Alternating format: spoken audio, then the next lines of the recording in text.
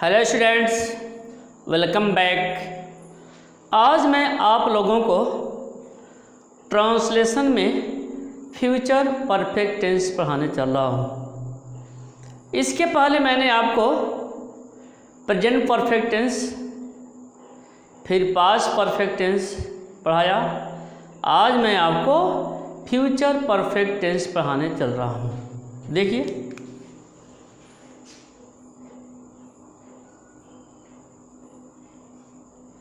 Future perfect tense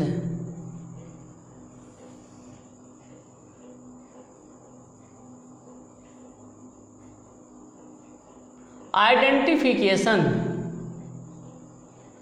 फिर helping verbs देखते हैं।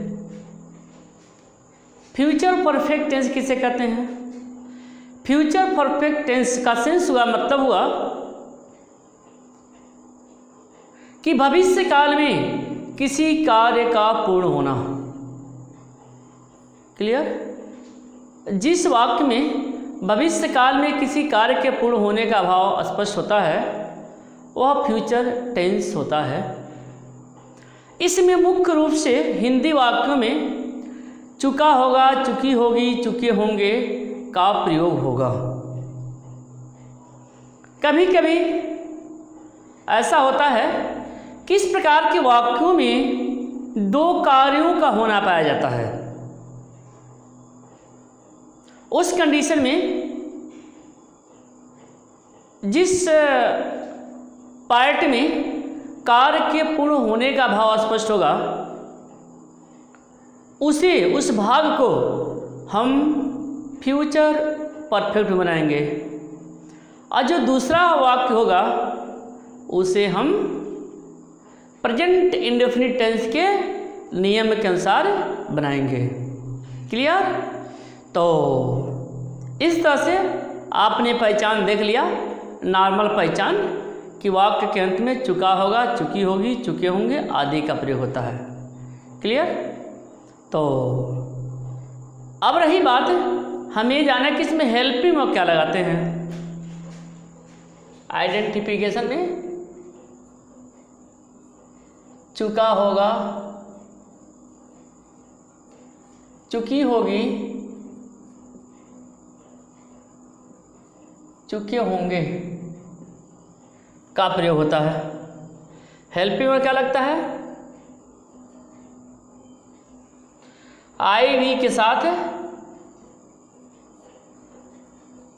शैल हैव और शेष के साथ विल हैव और प्लस वर्ब का थर्ड फॉर्म। बस ये आपके रूल्स हैं। इन रूल्स को आपको ध्यान में रखना है तो आसानी से आपका जो टेंस है वह बन जाएगा, अनुवाद हो जाएगा। तो यह आपने आइडेंटिफिकेशन देख लिया, आपने इसका पहचान देख लिया, आपने हेल्पिंग वर्ब देख लिया, और आपने यह भी सुन लिया कि यदि वाक्य में दो कार्यों का होना पाया जाता है तो जो कार्य पहले होता है उसका अनुवाद पहले करते हैं और फ्यूचर परफेक्ट टेंस के नियम के अनुसार करते हैं। जो कार्य बाद में होगा उसका अनुवाद बाद में करेंगे और प्रेजेंट इंडेफिनिट टेंस के नियम के अनुसार करेंगे। क्लियर? तो सर्वप्रथम मैं आपको इसका स्ट्रक्चर बता रहा हूँ, उसके बाद फिर कुछ वाक्य देख करके अनुवाद बताऊंगा। स्ट्रक्चर देख लीजिए इसका पहले।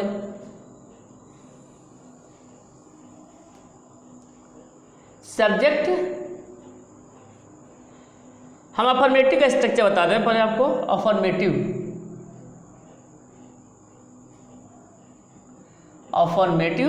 सेंटेंस स्ट्रक्चर क्या है?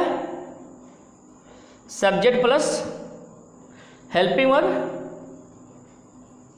शैल, will, plus not, have, plus verb का third form, plus object, plus others, plus before, plus subject, दूसरे क्लास का subject, plus main verb s या ES, plus object, plus others.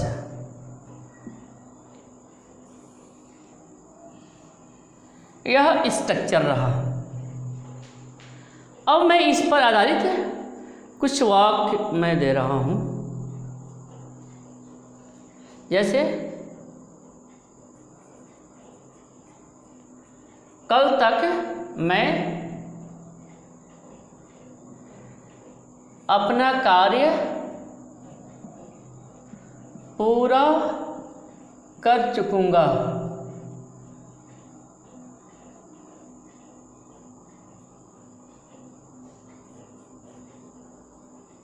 देखिए, कल तक मैं अपना कार्य पूरा कर चुकूंगा, तो बन जाएगा। सब्जेक्ट पर लगाते हैं, सब्जेक्ट में जो कार्य कर रहा है, तो आई शैल हैव हो गया, ये हो गया। इसमें नॉट नहीं है तो नॉट को हम नहीं लगा देंगे, छोड़ देंगे, आगे बढ़ जाएंगे। तो आई शैल हैव अफर्मेटिव का स्ट्रक्चर होगा जिसमें नॉट का प्रयोग नहीं करेंगे।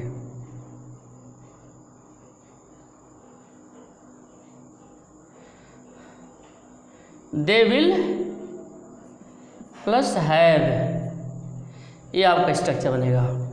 Subject plus shall will plus have plus verb का third form object plus others. चलिए, तो आई शैल हैव, कल तक मैं अपना कार्य पूरा कर चुकूंगा।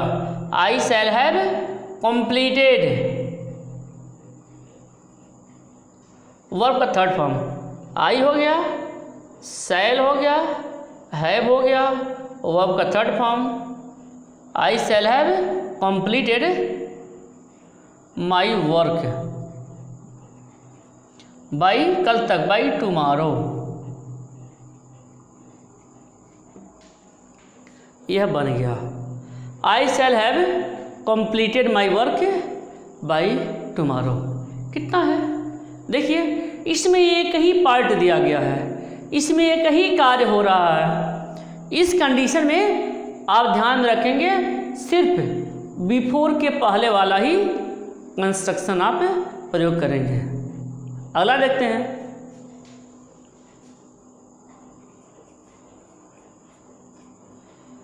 तुम्हारे आने से पहले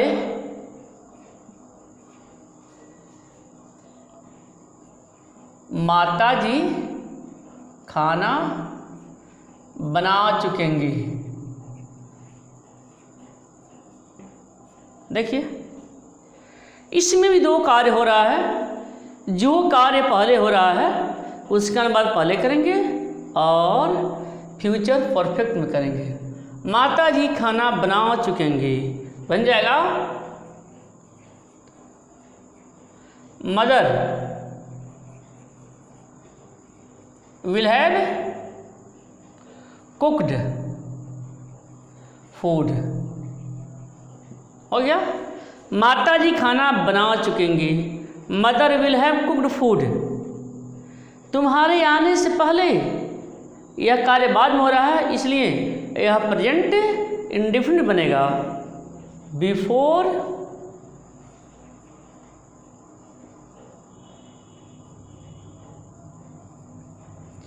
यू कम, यह बन गया।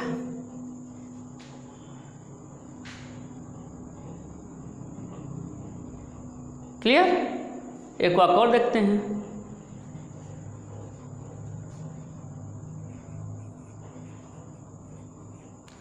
नौकर के आने से पहले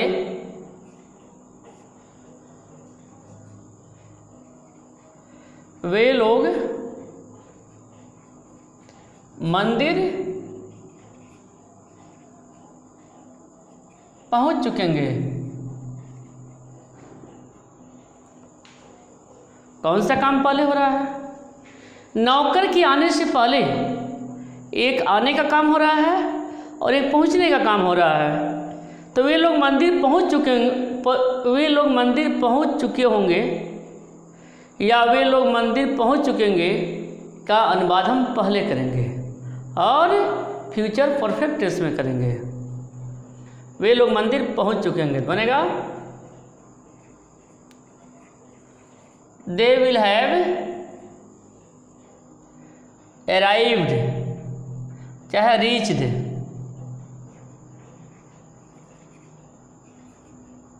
द टेम्पल बिफोर, नौकर के आने से पहले द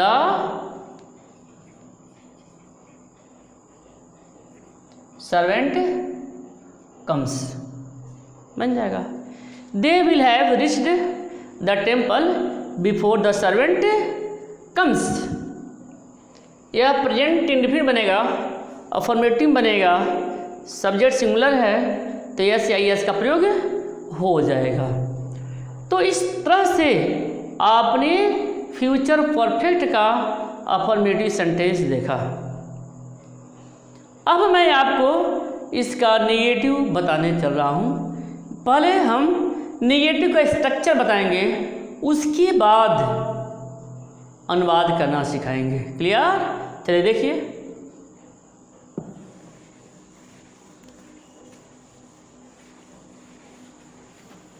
नेगेटिव सेंटेंस किसे कहते हैं पता आपको? जिससे नकारात्मक भाव स्पष्ट हो। ऐसे वाक्य जिससे नकारात्मक भाव स्पष्ट हो उसे हम नेगेटिव सेंटेंस कहेंगे। तो देखिए,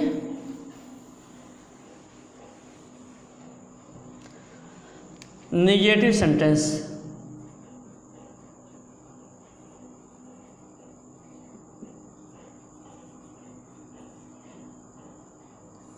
इसका पहले हम आपको स्ट्रक्चर बता देते हैं। Subject plus helping verb plus not plus have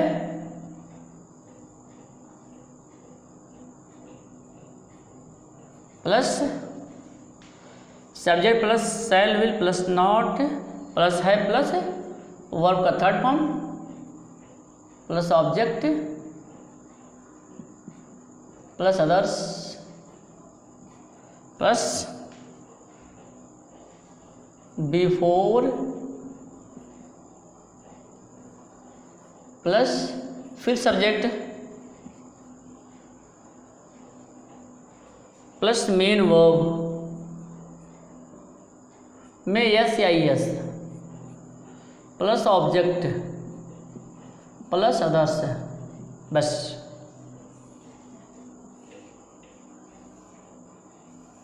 यह स्ट्रक्चर है आपका। थोड़ा सा बहुत डिफरेंट है, इसमें नॉट का प्रयोग हो जाएगा। जैसे देखिए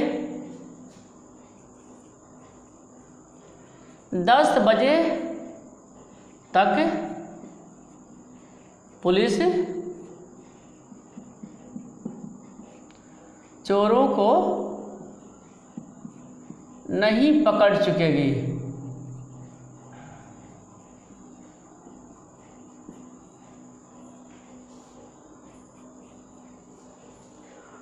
दस बजे तक पुलिस चोरों को नहीं पकड़ चुकेगी।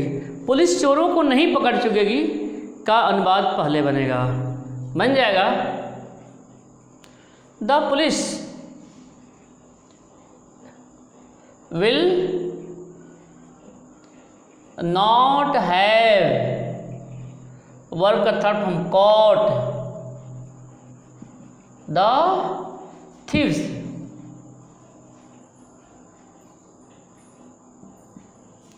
The police will not have caught the thieves 10 बजे तक बाई 10 o'clock।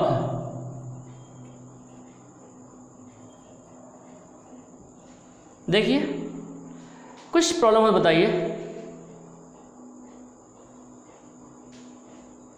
2 कार्यों वाला देखते हैं।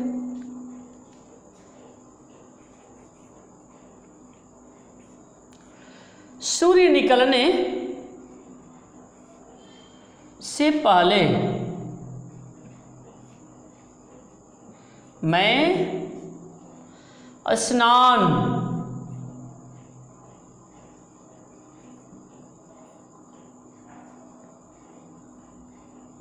नहीं कर चुकूंगा। सूर्य निकलने से पहले मैं स्नान नहीं कर चुकूंगा। मैं स्नान नहीं कर चुकूंगा। काम का न होना भी एक काम है। कौन सा कार्य पहले हो रहा है यह आपको जानना है। यह कार्य पहले हो रहा है। यदि आपको ठीक से समझ में नहीं आ रहा हो कि कौन सा काम पहले हो रहा है तो उस कंडीशन में नहीं को हटा करके फिर चेक कर लीजिए। सूर्य निकलने से पहले मैं स्नान कर चुकूंगा। सूर्य निकलने से पहले मैं स्नान कर चुकूंगा, यानी मैं स्नान कर चुकूंगा, यह कार्य पहले हो रहा। पहला कंडीशन। दूसरा, इस क्लॉज में चुकूंगा आया हुआ, चुका होगा, चुकी होगी, चुके होंगे, तो इसलिए यह फ्यूचर परफेक्ट में बनेगा। तो मैं स्नान नहीं कर चुकूंगा, तो इसका मतलब बताइए। आई शैल नॉट, कंडीशन वही है, आई शैल नॉट हैव बेद्ड। ठीक है, बेद है, BATH, बेद। बेद आपका वर्ब होता है और बाथ नाउन होता है, BATH, जो बात पढ़ते हैं, अरे नाउन है, BATH, बेद पढ़ते हैं, यह वर्ब है। तो यदि हम इसको नाउन वर्ब के रूप में इस्तेमाल करना होगा तो हम लिख देंगे टेकन बॉथ, या हम बेद को थर्ड फॉर्म में लगा सकते हैं। तो आई shall not have bathed before, सूर्य निकलने से पहले, बिफोर द सन राइजेज। देखिए यह प्रेजेंट इंडिफिनिट वे बन गया है, before the sun rises. I shall not have bathed before the sun rises. Clear. इसके बाद जो है मैं आप लोगों को इंट्रोगेटिव बताना चाहता हूं। क्लियर। इंट्रोगेटिव देखिए,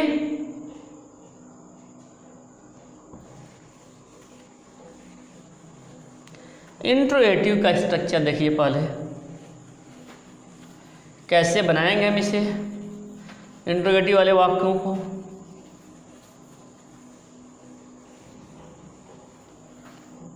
इंट्रोगेटिव सेंटेंस,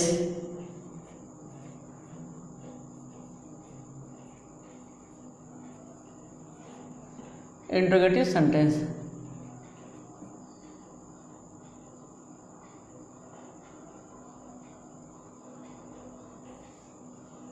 इसका स्ट्रक्चर देखते हैं पहले।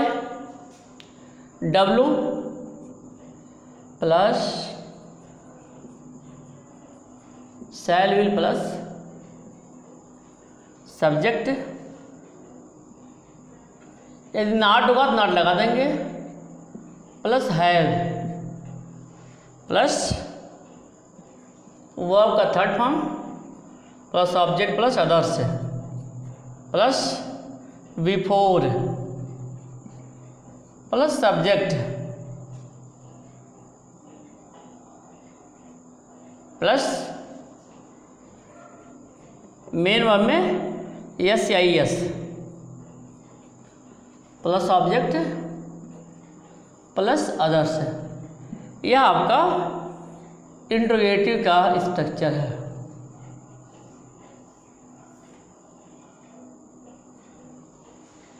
यह आपका इंट्रोगेटिव का स्ट्रक्चर है। अब सेंटेंस के माध्यम से मैं इसे बताने चल रहा हूँ।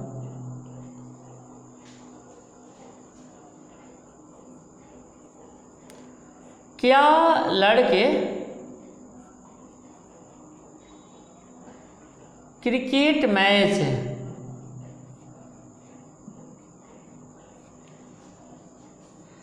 खेल चुके होंगे?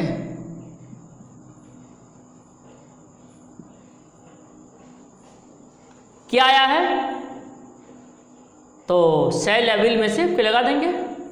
लड़के हैं तो will. The boys have played the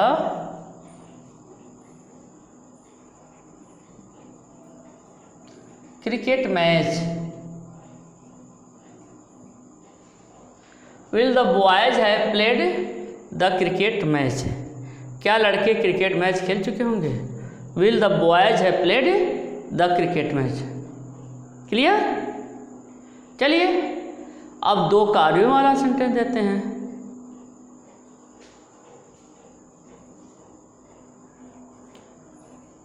क्या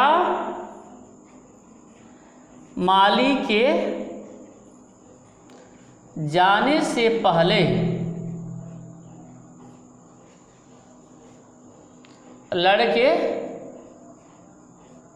आम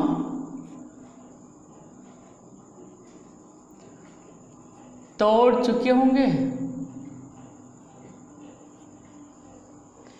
क्या माली के जाने से पहले लड़के आम तोड़ चुके होंगे? यानी चुके होंगे, यह काम पहले हो रहा है, इसका अनुवाद पहले करेंगे। तो ऐसे बनाएंगे, क्या लड़के आम तोड़ चुके होंगे? तो बन जाएगा will the boys have, verb का third form plucked, will the boys have plugged mangoes before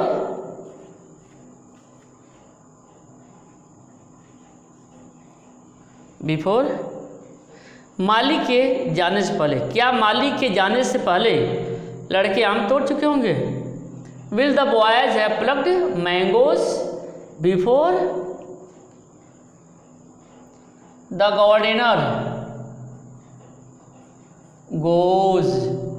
present individual में यह बन गया। ठीक है, नेक्स्ट सेंटेंस देते हैं।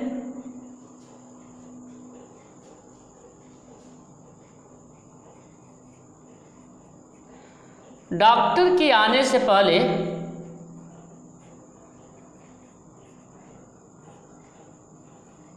मरीज, डॉक्टर के आने से पहले मरीज कितना दूध पी चुकेगा? मरीज कितना दूध पी चुकेगा? यह कार्य पहले हो रहा है, इसका अनुवाद पहले करेंगे और फ्यूचर परफेक्ट टेंस में करेंगे। बनाइए, कितना दूध? How much milk will the patient have drunk?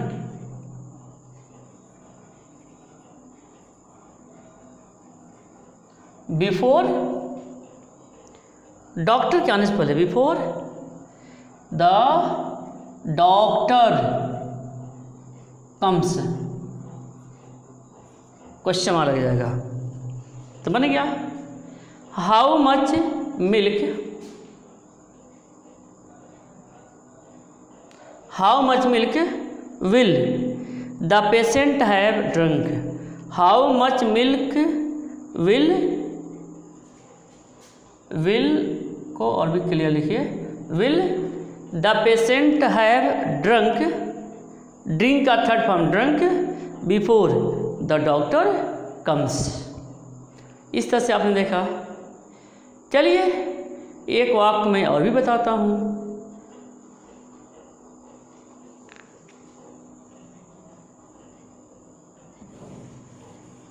एक सेंटेंस में और देखिए,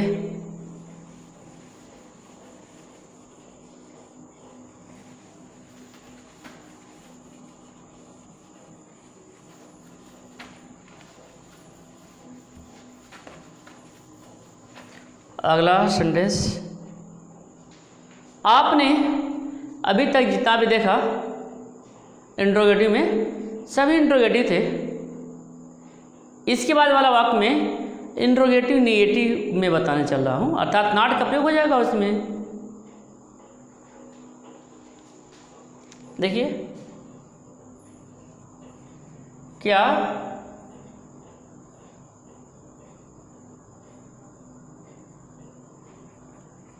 माता जी के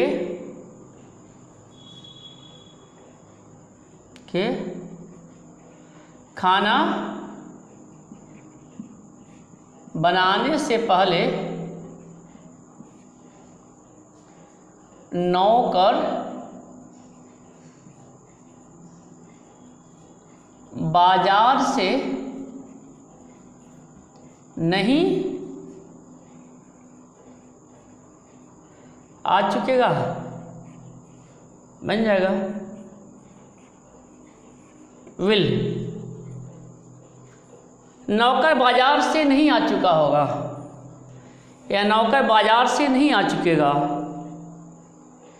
तो बनेगा क्या नौकर बाजार से नहीं आ चुकेगा, तो बन जाएगा विल या cell.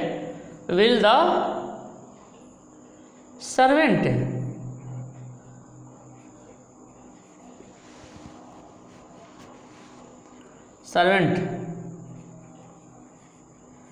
Not have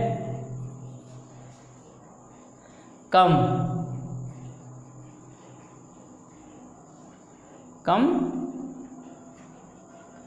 from the market.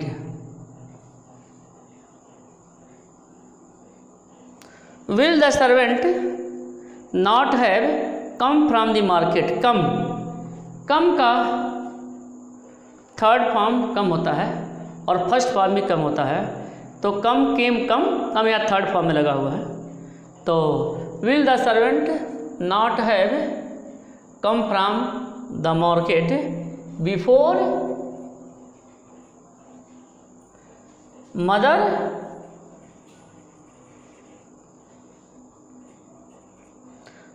The mother comes.